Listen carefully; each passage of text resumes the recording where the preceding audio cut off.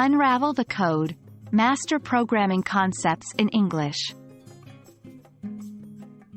Hello, learners. Today, we're diving into the fascinating world of programming concepts. Whether you're an aspiring programmer or an English language learner looking to expand your vocabulary, mastering these terms will be incredibly beneficial for your professional communication. Let's decode these terms together. In this section, we'll explore some of the fundamental terms you'll come across when learning about programming. Variable, a container that stores data. We can change the value of a variable. Function, a piece of reusable code that performs a specific task. Array, a collection of similar types of items stored in contiguous memory locations. Loop, a programming structure that repeats a sequence of instructions until a specific condition is met.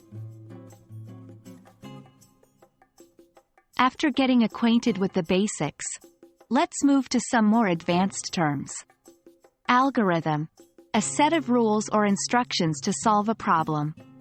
Data structure, a specific way of organizing and storing data in a computer so that it can be used efficiently. Object-oriented programming, OOP, a programming paradigm where the programs are organized around objects and data rather than actions and logic. Recursion, a method where the solution to a problem depends on smaller instances of the same problem.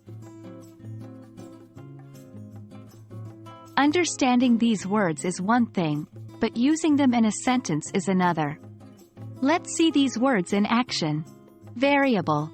In our code, the variable count represents the number of times the loop executes. Function.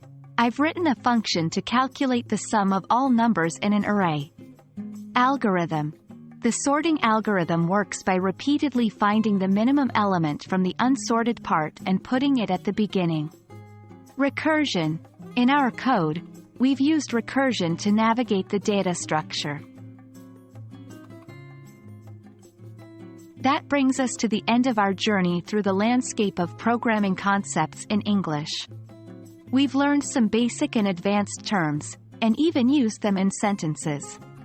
Remember, practice makes perfect.